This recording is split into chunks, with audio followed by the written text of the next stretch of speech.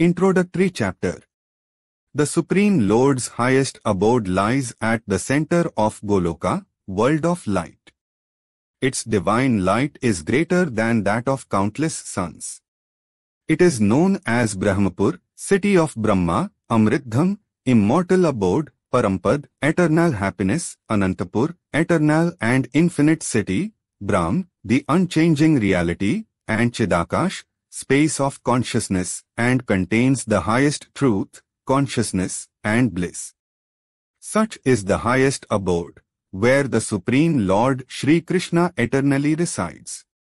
The Supreme Lord is known as Purushottam, highest spirit, Vasudev, Krishna, son of Vasudeva, Narayan, one who rests on the waters of creation, Paramatma, primordial self, Brahm, the unchanging reality, Parabrahm, the one from which all universes arise, Ishwar, Lord, as a person, Parmeshwar, highest supreme ruler, and Vishnu, the pervader.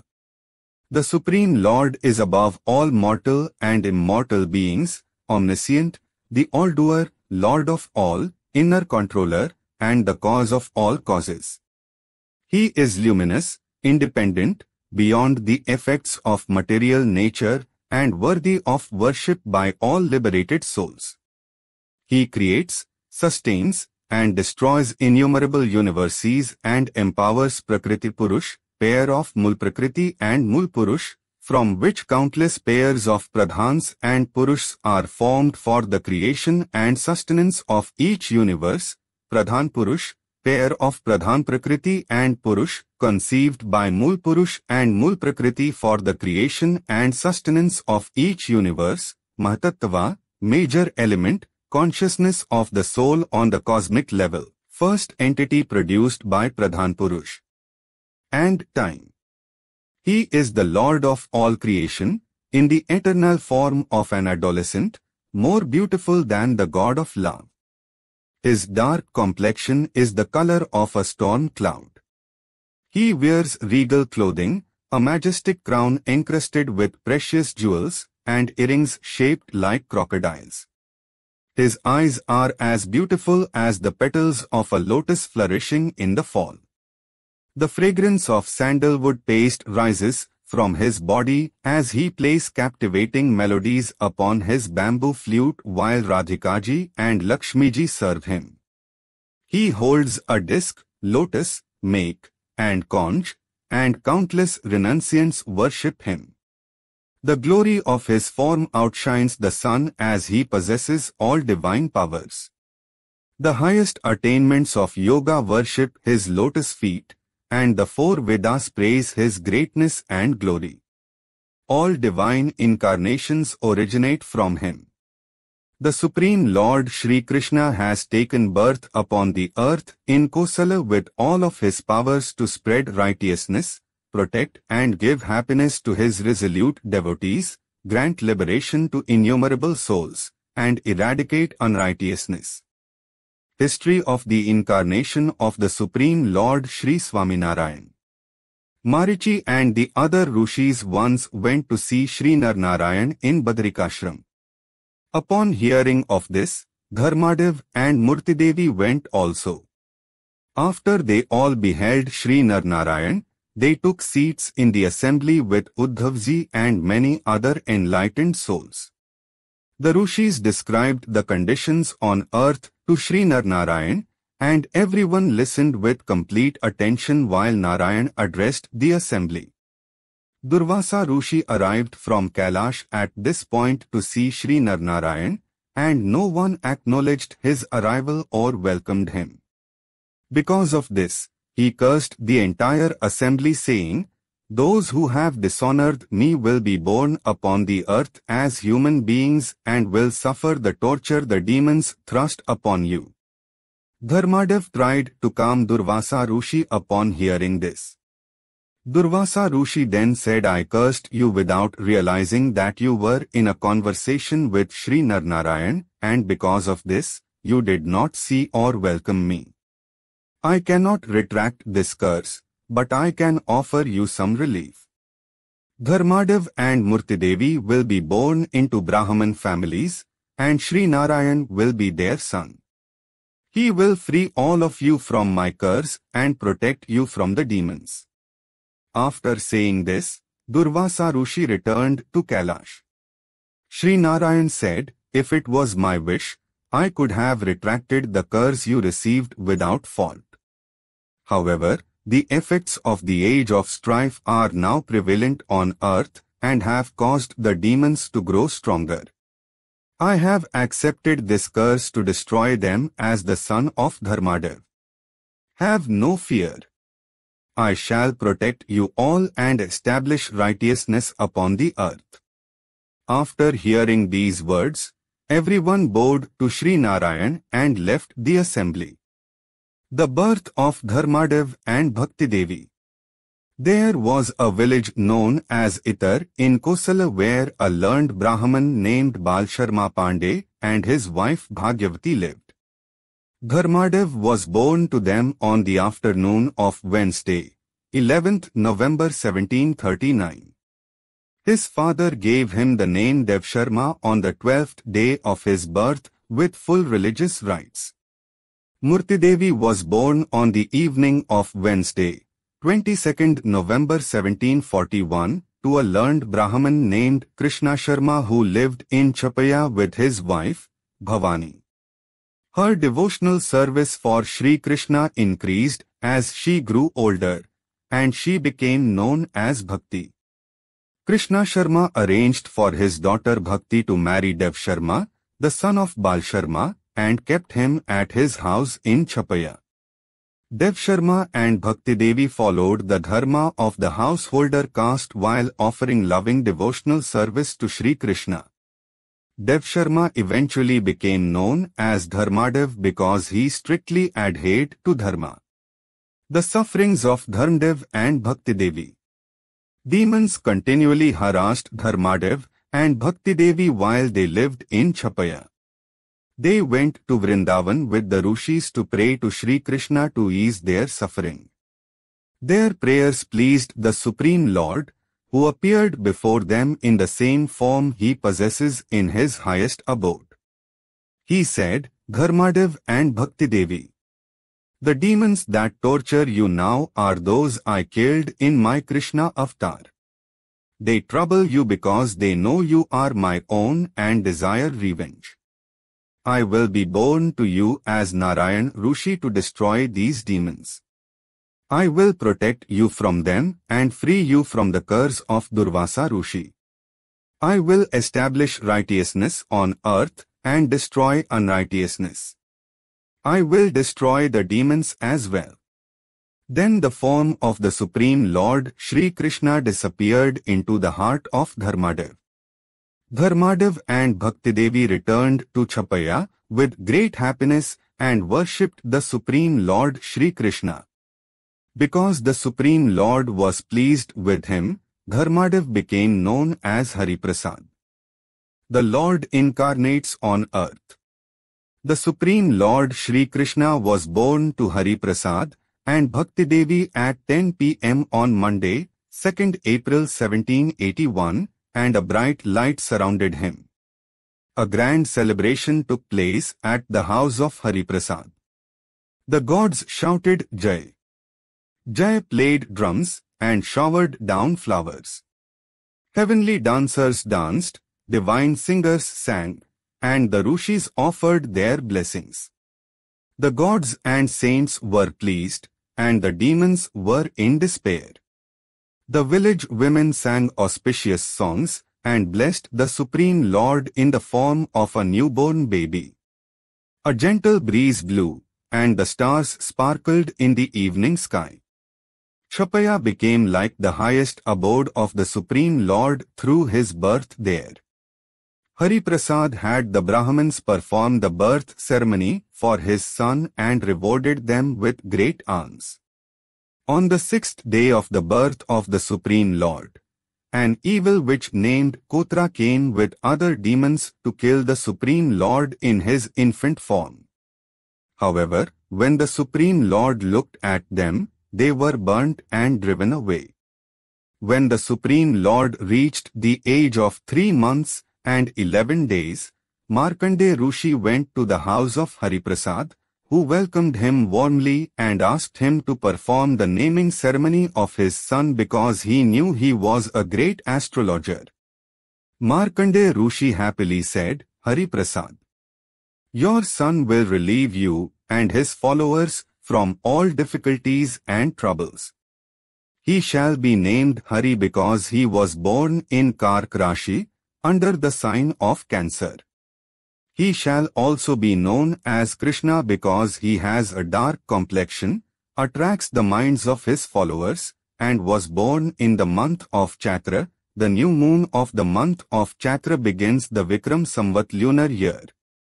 He will also have the third name Hari Krishna, as he will possess all the divine powers of the Supreme Lord. He will be known as Neelkant, lit. Blue throat, because he will become like Lord Shiva. The palm of your son bears the mark of a lotus, and the soles of his feet the thunderbolt, lotus and 2 lines across them.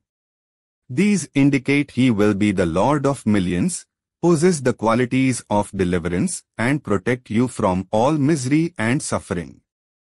Hariprasad then offered great riches to Markandeya Rishi, and he stayed with him that day before leaving on a pilgrimage to Prayag. Hariprasad and Bhaktimata were pleased to discover the qualities of their son. The childhood pastimes of Sri Hari pleased his parents and relatives, and he grew like a crescent moon. Hariprasad taught him to sit at 5 months, eat at 6 months, and he had his ears pierced at 7 months of age.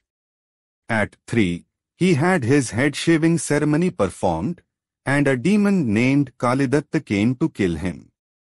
The Supreme Lord confused Kalidatta by appearing in different directions, causing him to collide with a tree whenever he tried to grab him, ultimately causing his death. Hariprasad and his family then moved from Chapaya to Ayodhya to avoid the suffering the demons were causing them.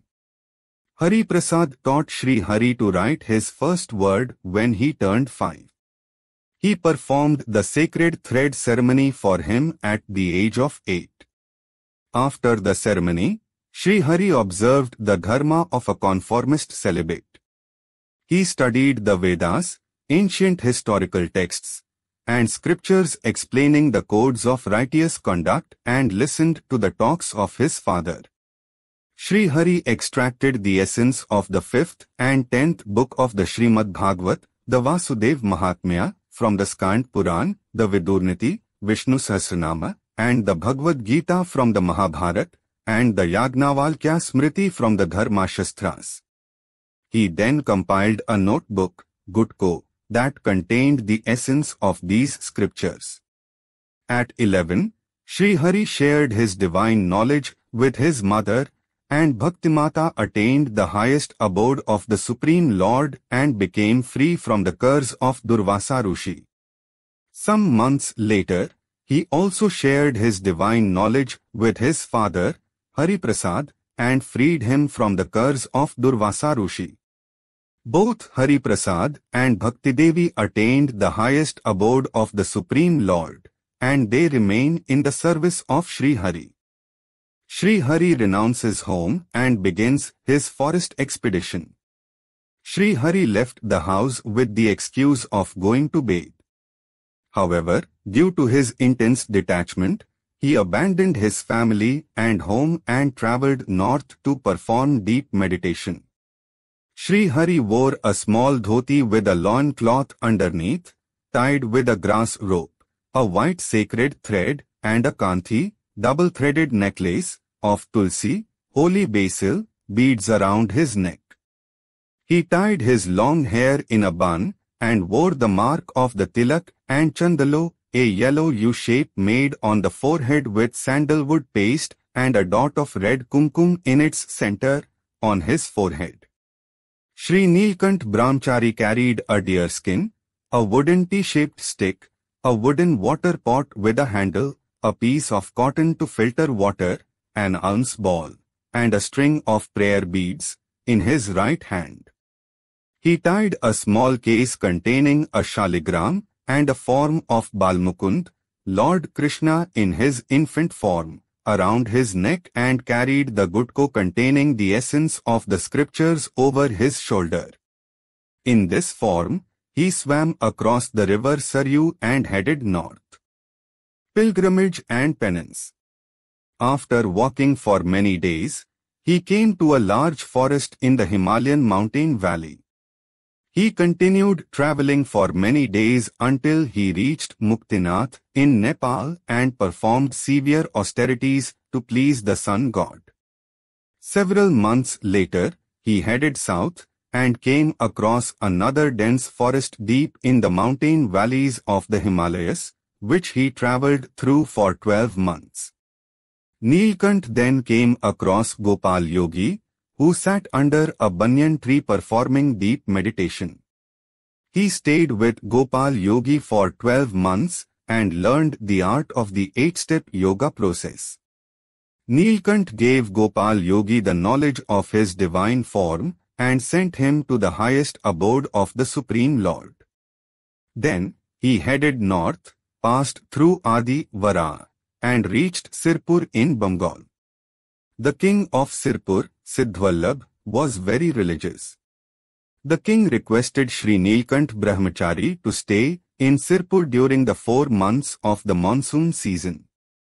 During this period, he destroyed the pride of evil people who worshipped Kali and Bhairav and protected a servant of the king named Gopaldas from their black magic.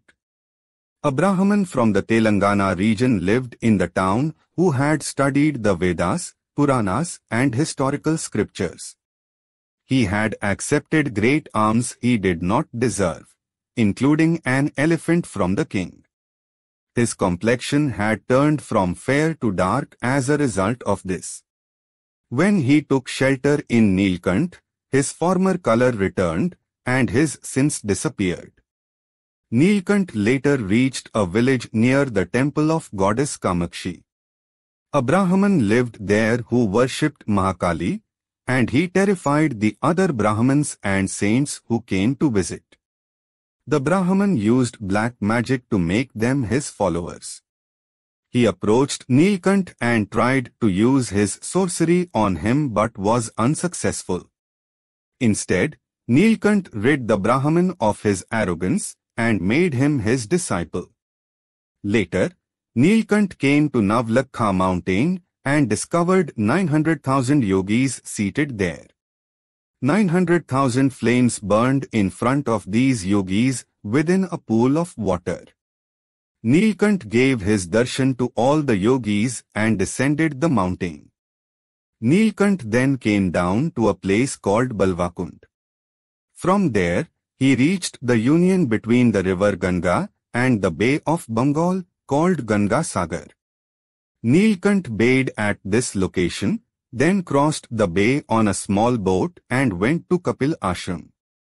He stayed there for a month and received the divine sight of Kapildev, great sage and incarnation of Lord Vishnu, daily. Progressing onward, he reached Jagannath Puri.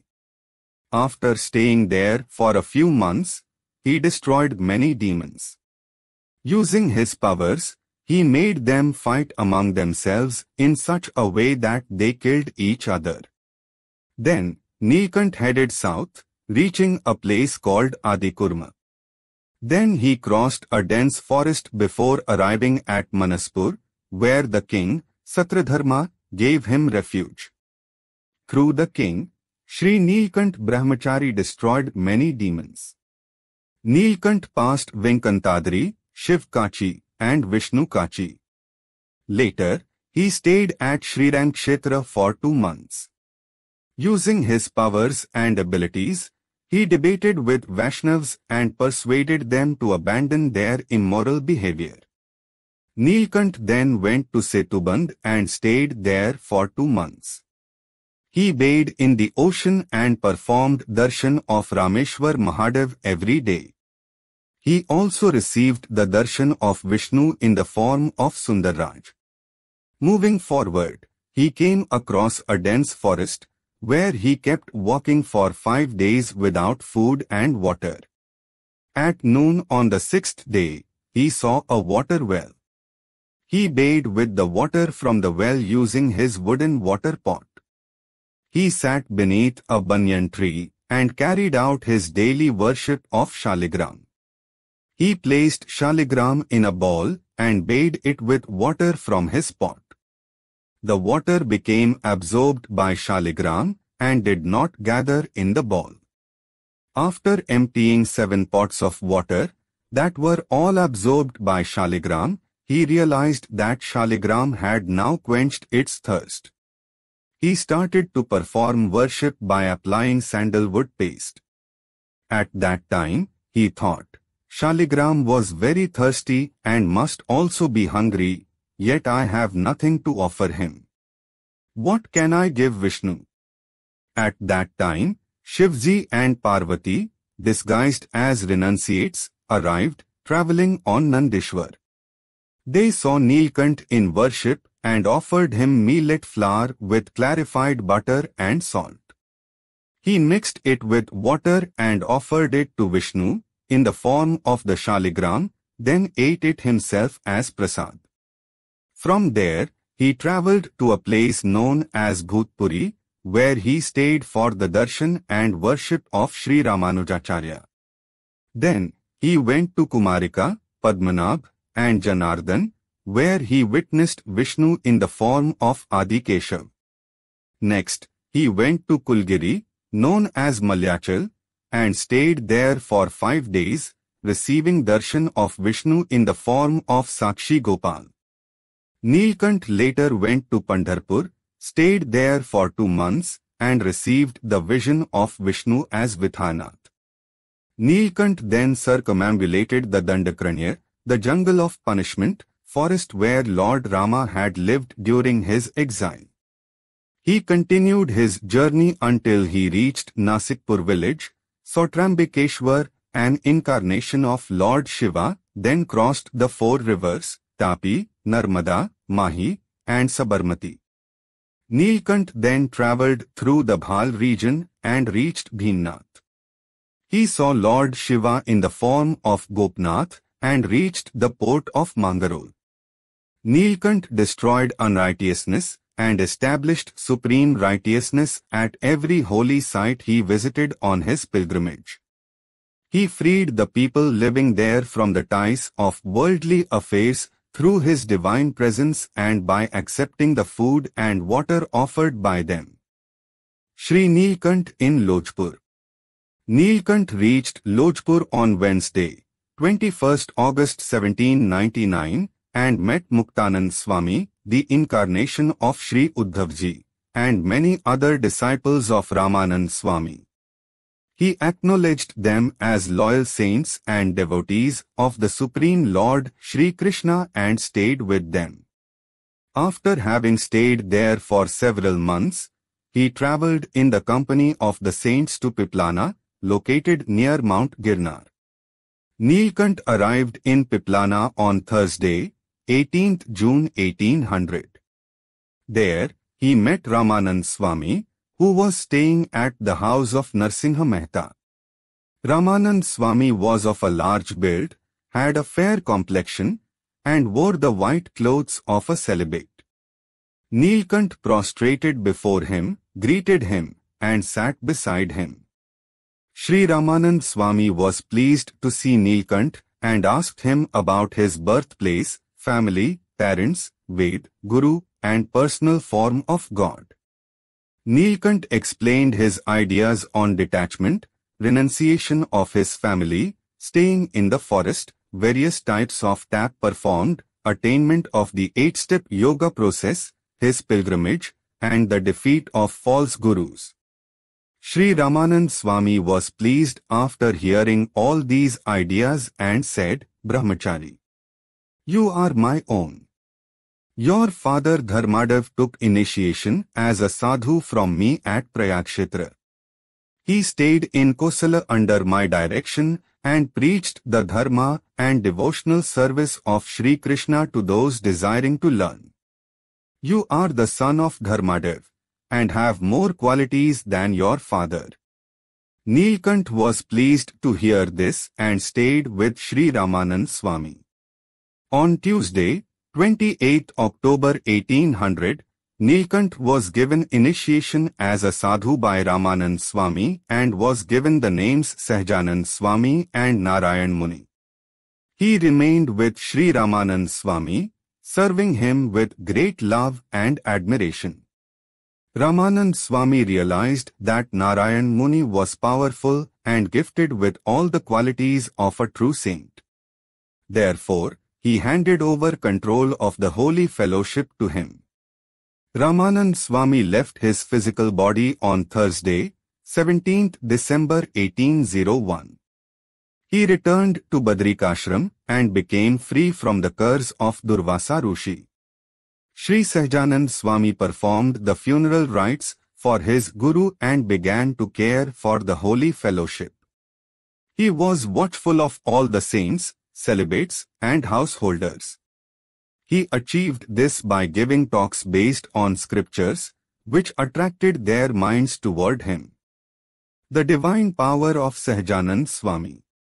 Sri Sahajanand Swami travelled through many regions, such as Surat, Halar, Kutch, Zalwad, Kathiawad, Dandhavya, Bhal, and Gujarat, accompanied by his saints, celibates, and householders. He revealed his divinity to the people of these regions and gave inspiring talks on dharma, knowledge of the greatness of God, detachment, and devotional service.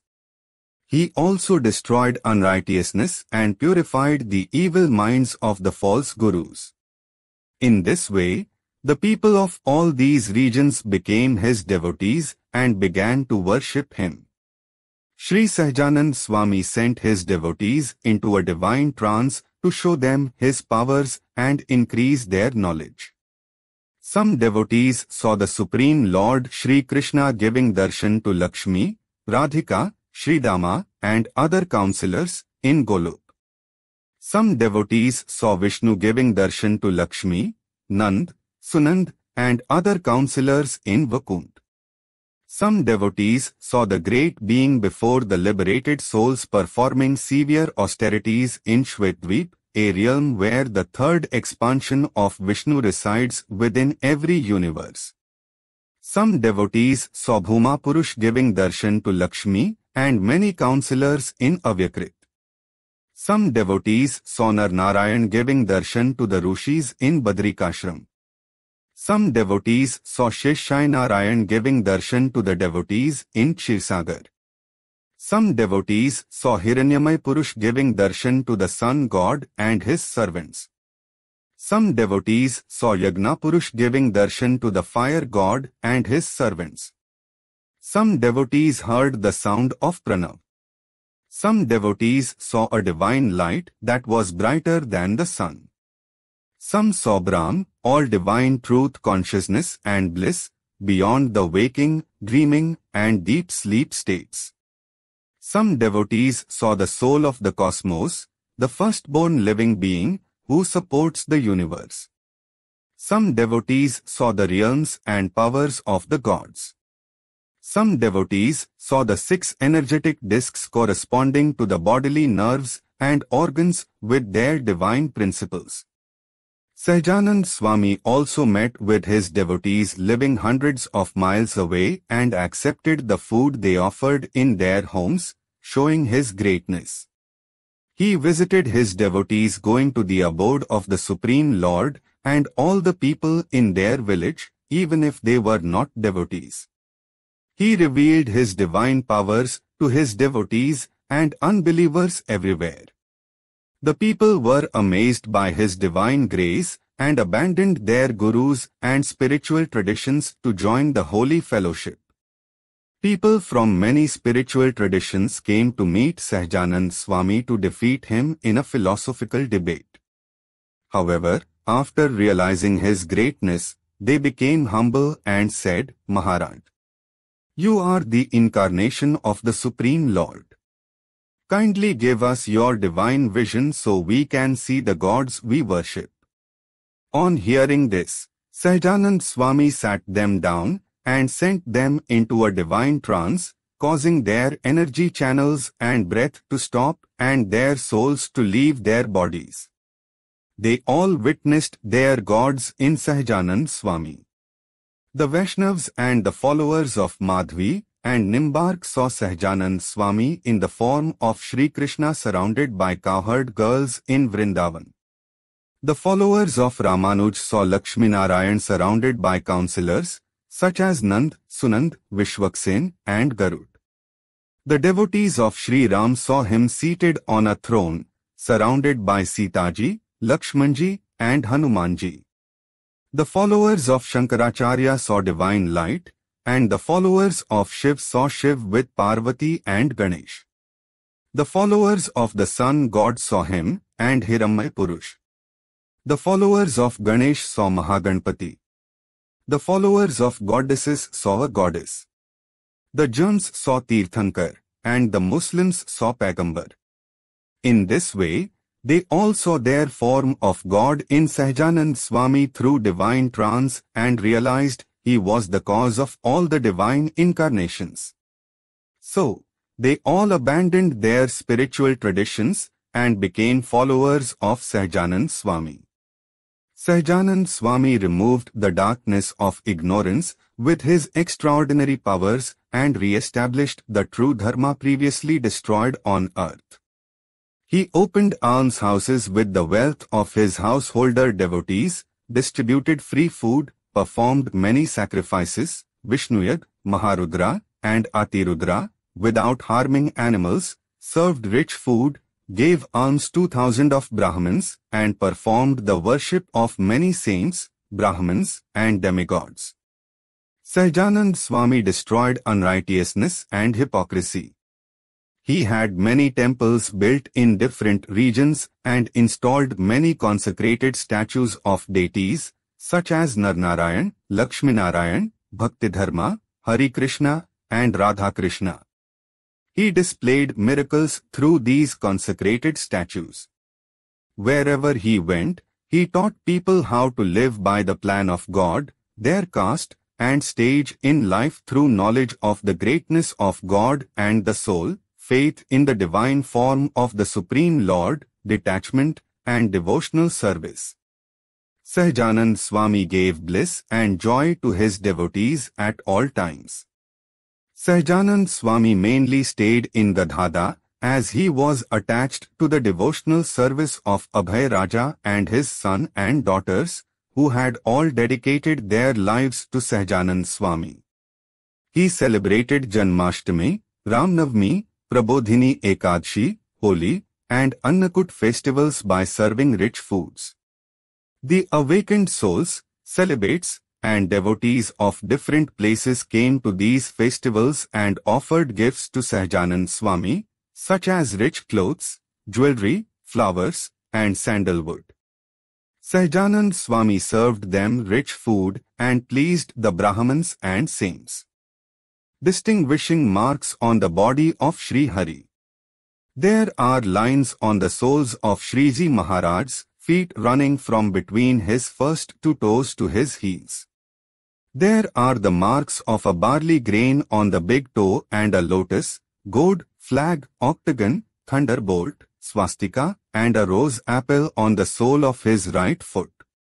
On the nail of the big toe, there is a vertical red line, and on the outer side of the big toe, there is a mole. There is a mole on the side of the second toe, facing the big toe, and another on the outside of the last toe, close to the nail. There are two black marks on the left side of the lines on his left foot. There is a mark of the sky near the lines at the base of the toe. There are also the marks of a bow, pitcher, fish, triangle, footprint of a cow, and half moon. The soles and nails of both feet are pink, with fine hairs on the large toes. Between the large toe and the second toe, there are scars caused by wearing wooden sandals. On the outer ankles of both legs, there are marks from sitting on the floor. There is a small mole on the right leg, 5 inches above the ankle, and a large mark on the outer side of the thigh. There is a large mole on the left leg, 5 inches above the ankle, with a smaller mole above it and a mark on the outer side of the knee. There are marks on both sides of the waist caused by wearing a dhoti, garment tied around the waist. His belly folds in 3 lines with 2 moles on the sides of his deep, round navel. The mole on the right is close to the edge of the navel, and the mole on the left is slightly further away. A large mole is on the right side of his waist, with a smaller one beside it. There are 3 moles 2 inches above the navel, 2 are on the sides, and 1 is in the middle, with another 2 inches above it. On the left side there is a vertical row of 4 large moles above the waist, and on the outer side there is another vertical row of 4 small moles. There is also a vertical row of 3 moles under the armpit. The hair on his chest forms the mark of Srivatsa, the goddess Lakshmi. There is a large reddish mark in the shape of a moon in the center of his chest. There is a slight bulge on the right side of his chest and at its center. There is a large mole on the left side, another 1 inch from the left of that, and another 2 inches farther left. Over the 2 breasts, there are 2 marks. On the inner part of the upper right arm, 4 moles form a vertical row. 3 inches from the wrist, there is a branded mark with 4 small moles on its outer side. Below the right elbow and above the wrist are 2 moles and a small mole a quarter of an inch and above the root of the last finger. There is a branded mark 3 inches from the wrist of the left arm and a mole on the outside of the arm 2 inches below the left elbow. There is a mole between the index finger and the middle finger, a small mole on the inside of the nail of the index finger, and a mole on the wrist of the left hand. The nails of both hands are pink, bright, and sharp. The palms of both hands are also pink, and the lines on the palms are slightly dark. There are 2 marks on both forearms about 8 inches up from the wrist, and both elbows are dark. In the cavity of the neck, there is a mole with another small one near it.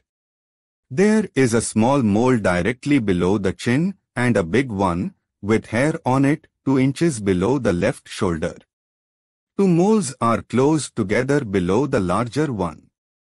There is 1 mole on the right side of the spinal cord, 2 inches below the neck, and 4 moles in the center of the back towards the right side. A large mole, with a smaller one above it, is near the right side of the nose, and there is a smaller one below the corner of the eye. 2 light scars, caused by smallpox, are on the top of the nose. There are fine wrinkles on the upper and lower eyelids of both eyes. Inside the mouth, on the right side, is a dark spot on the first molar tooth. The tongue is pink as a lotus with a black dot on it, and there is a black dot inside the left ear. The forehead is broad, with 2 lines, in the shape of a tilak. There is a mark below the hairline on the right side of the forehead and a small mole on the lobe of the right ear. There is a large mole on the palate and another a little in front of the tuft of hair on the head. There are 3 moles behind and to the side of the tuft of hair on the head. There are some other small moles on his body in addition to these. The form of Shriji Maharaj is beautiful, pleasant, strong, and charming. It attracts the minds and eyes of the devotees who worship him. It is the color of a newly formed cloud, peaceful, and the exact height of the idol of Sri Gopinath in Gadhada. The body of Shriji Maharaj is like the description in the scriptures, but the marks and moles were described here from memory. Daily routines and mannerisms of Sri Hari. Shriji Maharaj awakens about 90 minutes before dawn and brushes his teeth. After bathing, he wipes his body with a piece of clean cloth. He then stands up holding the wet cloth he was wearing between his two thighs and twists it with both his hands to squeeze out the water.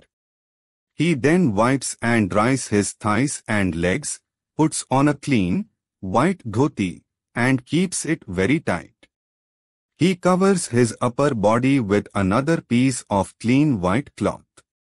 He prefers to wear white clothes. Then, after completing his morning worship, he puts on his flat wooden sandals and goes for breakfast. Shriji Maharaj takes his seat. He covers his head with a cloth which he tucks behind his ears. While eating, he faces north or east. He raises his right knee and rests his right elbow on the knee. He has the habit of drinking water while he eats. If he finds an item of food tasty, he offers some to his best devotees. He moves his hand over his belly after belching. Sometimes, when he is pleased with a devotee, he offers his prasad. When he wants to serve food to the saints, he keeps his shawl on his left shoulder and ties the ends around his waist. While serving, he repeatedly calls the names of the different foods and moves up and down the rows of the saints. He has great faith, respect, and happiness in feeding and serving food. During the monsoon season and autumn in Gadhada, once he learns that the waters of river Ghela have cleared, he goes there to bathe with the holy saints and devotees. He praises the river waters, plays with and delights his devotees. When he dives into the water, he presses his ears, eyes, and nose with his thumbs and fingers. After diving into the water, he comes up to the surface after a long time. He gargles with water and moves his right hand around his face. Sometimes, he stands in the middle of the river and asks the saints to sing songs in praise of God while he claps and joins them in song. He holds the hands of his devotees when bathing while entering or coming out of the water. When he sees the happy faces of the devotees that have come to see him, he emerges from the water and stands on the river bank. He changes into a dry, white dhoti, fastens it tightly, and squeezes the water from the wet dhoti he wore previously. He then ties a white feto on his head with the cloth close to his eyebrow and a fringe hanging out on the top. He drapes a shawl over his left shoulder and ties the ends of it around his waist. He pleases countless devotees as he returns to his residence upon his magnificent horse. Shriji Maharaj moves his right arm while walking. Sometimes he holds a handkerchief in his right hand and places his left hand upon his left hip. He walks so quickly that the devotees can barely follow him and have to run to keep pace. His wooden sandals make a knocking sound on the ground as he walks. He has a habit of gently hitting his right thigh with his right fist while performing a task or walking. He covers his nose with a handkerchief when the dust is flying because of a large crowd. He sits on a decorated cot, a thin mattress covered by a bedsheet, a thick cushioned seat, a square cushion, or a large, cylindrical pillow. He sits with his legs crossed or bent and tied with a cloth and supports his back by placing a pillow behind him. He likes to sit with his legs stretched forward, crossing one leg over the other and moving a finger of his right hand along the lines of his left foot. He often keeps his tongue pressed to one side between his teeth and twists his neck to both sides, making a cracking sound while sitting. He sometimes lies with a pillow under his chest while his devotees press his back. Shriji Maharaj turns a string of tulsi, holy basil, prayer beads wherever he sits. He moves 2 beads at a time, folds them to rub between his palms, or counts the segments on his fingers when he has none. He either closes his eyes to perform meditation or keeps his eyes open and sometimes awakens from it suddenly. He often meditates while the saints sing songs praising God accompanied by musical instruments. He often joins the saints in singing by snapping his fingers and clapping. Sometimes he gradually moves closer when the saints sing songs praising God accompanied by musical instruments, read scripture before him, or when he gives a spiritual talk to them. He repeatedly says here. During religious discourses. When he recalls a passage from scripture while carrying out some activity and says here. And then realizes that he is not listening to a scripture reading, he gently smiles at the devotees near him. He becomes very annoyed if he is happily talking, engrossed in thought, listening to a religious talk or sacred songs, and someone calls him for dinner or begins worshipping him.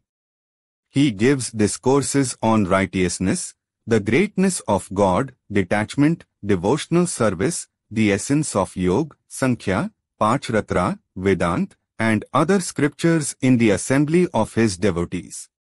He stands up to speak at a large gathering, raising his hands and clapping to silence the devotees. His nature is to become so engrossed in a discourse that he will not notice if his upper garment slips. Shriji Maharaj often asks the saints and devotees in an assembly to begin a question and answer session, and if someone asks a difficult question and no one can answer it, he replies to the delight of everyone. He often crushes a bunch of flowers or a large flower with his hands or twists the end of his handkerchief while delivering a talk. He accepts worship that is offered lovingly by devotees who have come from other regions to celebrate festivals. When the devotees come in large groups to perform his worship, he accepts their garlands with his hands, legs, or even his stick. The sight of him can send a person into a divine trance, from which he can awaken them immediately. When he wishes to call someone in an assembly, he signals with his eyes or points at them with his index finger. Realizing the cooling effect of the garlands of jasmine flowers and fruits like lemons, he repeatedly brings them near his eyes. He may listen to discourses, give them himself, ask the assembly to sing songs praising God, or he will sing them himself. Shriji Maharaj does not like to remain idle or avoid participating in the beneficial activities of constructing temples and feeding saints and Brahmins. He quickly completes any work of devotional service or righteous action he undertakes. When he sneezes, he holds his handkerchief in front of his face and sneezes loudly enough to be heard at a distance several times. When he yawns, he says Hare Hare loudly while rubbing his eyes. Shriji Maharaj loves the service performed by his selfless devotees. At times he laughs aloud playfully while covering his mouth with his handkerchief. He is often so pleased to see devotees arriving from other regions that he rises to embrace them and inquire about their villages and towns. He happily embraces the saints arriving to celebrate a festival or leaving for other regions. When he is pleased with his devotees, he either places his hands on their heads or his feet upon their chests and offers them gifts, such as garlands or strings of flowers, his clothes, or jewelry. He is very generous and immediately gives valuable items to people the moment he decides to do so. He often cracks the knuckles of his hands and feet or gets nearby devotees to do this for him. When he sees or hears of an animal suffering, it is his habit to say, Ram, Ram out of compassion. When he sees a person suffering, he offers them food and clothes, as he feels great compassion in his heart. Maharaj will not tolerate any act of violence against a person and will immediately yell at anyone doing so to stop. If someone criticizes a saint or a devotee, he becomes upset and scolds them. If he feels ill, he examines his pulse in his right hand with the fingers of his left. When he concludes an assembly, he says, Jai Sachidanand, victory to He who is the source of all truth, consciousness and bliss, or Jai Swaminarayan, bows to the saints, then arises. While traveling by horse, he sometimes stretches one leg on its neck. When going to sleep, he moves his fingers on his forehead as if he is making the tilak mark. He asks for his prayer beads and turns them in his right hand. He keeps his face uncovered while sleeping. If anyone touches him while he is sleeping, he awakens suddenly and asks who is there. Shriji Maharaj lived in Gadhada and delivered discourses on 5 topics to remove the doubts of his devotees. One's code of behavior following the holy scriptures. Knowledge of the self. Non-attachment. Knowledge regarding his divine form. His devotion with knowledge of his greatness and supremacy. These discourses have been compiled to the best of our ability for the welfare of the resolute devotees of Shriji Maharaj. Introductory chapter complete.